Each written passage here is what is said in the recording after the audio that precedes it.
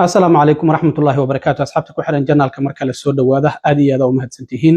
maanta waa Arbaco waana 29 bisha 10aad ee Oktoobar sanadka 2025 muuqaalkan waxaan rabaa inaan idinku la wadaago howlgal ay dowladda federaalku uga magac dartay Operation Midway Plates ayaa ilaa iyo horaantii bishii 9aad waxa uu ka socday magaalada Chicago ee gobolka Illinois oo kamid ah magaalooyinka ugu waaweyn dalka Mareykanka howlgalkaasi waxaa lagu bartilmaameedsanayay dadka sharci la'aanta ah gaar ahaan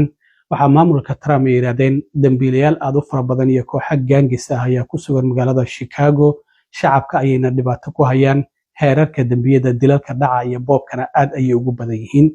haddaba howlgalkaasi operation ama howlgalka Midway Blitz loogu magac daray waxaa go'aankeeda wasaaradda amniga gudaha ay gaartay 8 bishii September ee 9aad ee la soo dhaafay waxaana howlgalku uu si rasmi ah u bilowday 9kii bishii September ilaa iyo haddana weli waa uu socdaa marka waxaa jira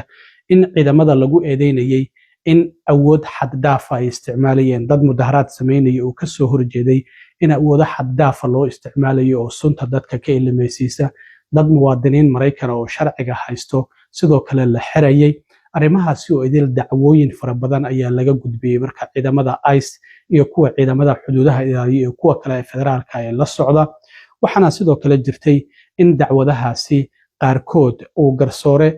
maxkamad federaal ah oo magaceeda la yiraahdo Sarah Ellis ay horaantii bishan ay ku amartay in dhammaanba ciidamadu ay xirtaan kaamirooyinka isla markaana ay duubaan tilaabo kasta oo ay qaadayaan si loo ogaado in awoodo xad dhaaf ah ay shacabka u isticmaalayaan iyo in kale shalay waxaa jirtay sidoo kale ninka hogaaminaya ciidamadaasi oo magaciisa la yiraahdo Greg Bofino in maxkamadda looga yeeray oo la yiri waa inaad imaataa howlgalkii ilaa hadda dad 1800 ilaa 2000 kor u dhaafaya ayaa lagu qabqabtay waxaana wax laga weydiinayay ninka ciidamada hogaaminaya awoodaha xad dhaafka ah oo isticmaalayeen marka garsooraha waxa ay sidoo kale weydiisay in ciidamadu dhammaantoodba kaamirooyinkaasi ay xirtaan shalay waxyaabaha la weydiiyay waxaa kamid ah ninka ciidamada hogaaminaya kaamirooyinkii ma xirateen markaasuu wuxuu ku yiri maya waxay ku tiri ilaa iyo jimcaha oo bari hadda khamiis ay ka harsan tahay waa in dhammaantiinba kaamirooyinkaasi aad xirataan kaamiradu waa saaxiibka ayay tiri haddii dhagax lagugu soo tuuro iyada ayaa qabanaysa sidoo kale garsooruhu waxay ku amartay dhammaanba ciidamada howlgalkaasi wada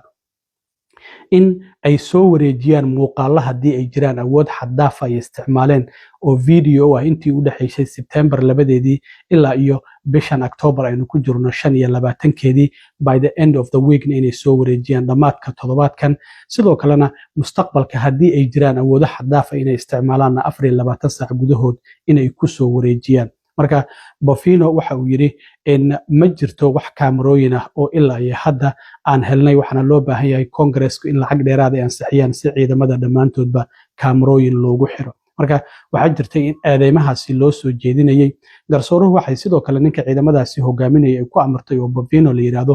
in maalin kasta 6 galabnimo uu maxkamadda yimaado si howlihii maalintaasi dhacay wax looga weydiiyo waxaana looga baahan yahay jimcaha dhammaantoodba in ay soo wareejiyaan liiska dadka la xirxiray oo arrimaha immigrationka dartood loo xiray iyo haddii ay jiraan fiidiyooyo taageeraya arrimahaasi la xiriira marka tilaabooyinkaasi oo idil ayaa la isla maray oo maxkamaddu waxay ku amraysaa ciidamada inay kaamirooyin xirtaan in ay soo wareejiyaan muuqaalaha haddii ay jiraan in awoodo xad dhaaf ay isticmaaleen iyo weliba ninka ciidamada hogaaminaya in maxkamadda uu yimaado maalin kasta 6 galabnimo si maalintaasi wixii dhacay oo warbixin uga bixiyo marka waa la isdaba jooga haddaba arrimahaasi si aan wax uga ogaano waxaa la xiriiray Ismaaciil oo kamid ah dadka wadanka sharci darrada ku soo galay isla markaana ku nool magaalada Chicago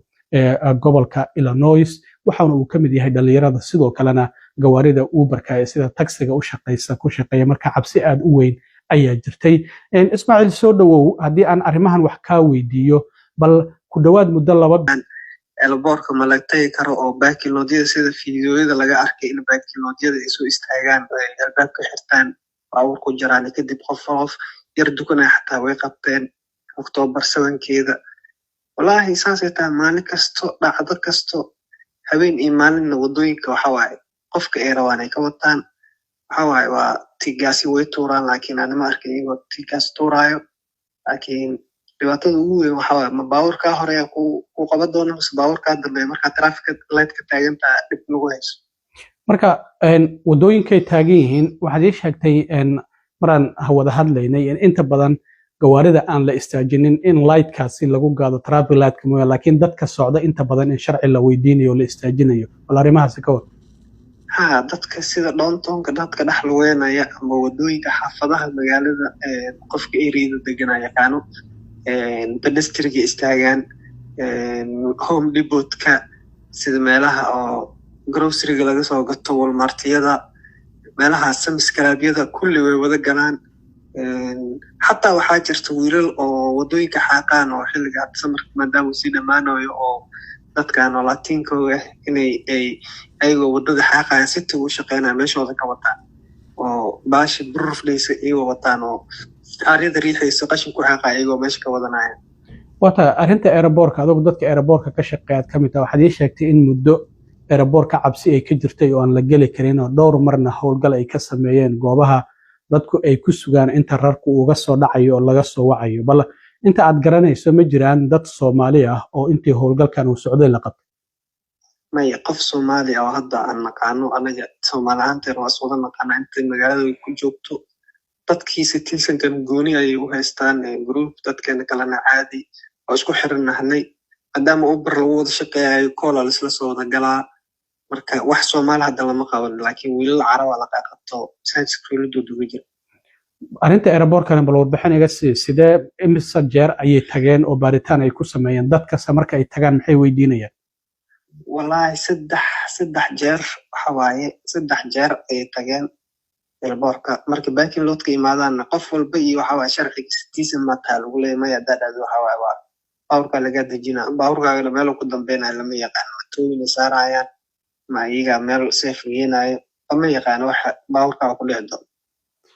waxaa jirtay sidoo kale waraaqo dadka guryaha iridooda loogu dhajinayo oo ah ogaada xuquuqdiina maadaama kooxo fara badan oo xuquuqda dadka soo galootiga ah u ololeeya waraaqahaasi maxay yihiin maxaase loogu sheegayaa dadka oo xuquuqdooda wallahi waraaqadaas waa waraaqada oo citiga iyo gobolka iska kaashadaan waa waraaqad ay ku qoran tahay protect waxsaas adamahayo waxa waa hadlin ha u jawaabin albaabkaaga ha furin waxay kale ku qoran haddii ku qabtaan raac oo haddii ku wareysaa bixinin waraqadha saxiixin la xiriir lawyerkaaga ama lambaro kale iyaga ay bixiyeen gobolka oo sidii meeshaas lagaaga soo dayla ay ka shaqeynayaan wata ku dhawaad muddo 2 bilood maadaama howlgalkan uu socday waa sidee xaaladda magaalada marka isku socodka maadaama adigu aad gawaaridaasi aad ku shaqeyso Uberka oo inta badan xilliyada habeenkiina aad shaqeyso inta badan howlgalladu hadda waxay u badan yihiin maalintii marka ma waxaad habeenkii ugu bedelatay si xaaladan aad uga gabato marka shaqadaada ayaa markii horeba habeen ahayd may ani shaqadayda favoriteki waxa waa shift night waa 4 to 4 marka maba ugu jirin ba maalin iyo habeen xataa iyadoo habeen la dhahay xalay ugu dambeysay iyagoo qof ku dhigan dharkooda caadiga wateen anoo traffic light taagay qof ay saabreed qofkuunba ay tusiyo yidhaah nimankaas waa nimankii kadib waa qoorta markaa jilica ka arkay gacanteeda bidix markii jeeska wata marka weli ma la kulantay marka adigu meel ama howlgal uu ka socdo amaba wada xiran oo la leeyahay meeshan ciidamadii ICE iyo ciidamadii kale ayaa howlgal ka wado ma la kulantay weli adigu intii hadda ku dhawaad muddadii 2 bilood oo howlgalkan uu socday maya feerka aeroboorka maalintii ku jireen unbaa liisoo sheegay maalintaas igu dhaweyd inaa aragno ilaahana kala badbaadiyey marka waxaas helan waxa waaye waa u cudur daartay customerka waxa waaye waa deji waxaan ku dhahay family issue waa soo dhacay dhib male igu dhahtay gas station ku dejiyey sidaasaa ku kala wareegay tii igu darneedna xalay bay ahayd traffic light markaas kugu imaan ee qof haysteen watahay goorma adigu waddanka soo gashay arrimahan looyaradiinu ma idin kala hadleen waxyaabaha ay tahay inaad samaysaan haddii lacala aad la kulantaan arrintan oo kale maadaama wadooyinkii ay taagan yihiin oo qofkii sekadiisa laga yaabo inuu uga soo baxo meel isagoo nal taagan waxaan arkaya xitaa gawaaridooda gawaari kale oo gadaal looga dhufanayo gawaari kale oo ay ciirsanayaan oo gawaaridii intay ciirsadaan ay ku dhufanayaan marka arrimo badan ayaa jiray xitaa qof lagu dhaawacay waa uu jiray marka arrintan looyaradiina ma kala hadasheen looyaradan waxay ku leeyihiin kaliya ha hadlin ha u jawaabin haddee wax dhacaan inkiisna nala soo xiriira oo lambaradeenna jaabka gashta haddii ku geeyaan lambar isiida qofka ugu horeysa aad soo wixisa naga dhig kadib anaga aaliyan lambarkaaga iyo meeshii ku geeyeen iyo la soconayna taako ilaa intee adigu Chicago ku nooleed hadda wallahi waxaa ku noolahay 3 sano almost 2023 bilowgeeda ay imaada bani 2022 endigeeda aan soo galay waa tahay aad iyo aad u mahadsantahay Ismaaciil waa kaaga mahad celinaya wareysiga sida aad bulshada ula wadaagtay waxyaabaha ka socda Chicago inshallah thank you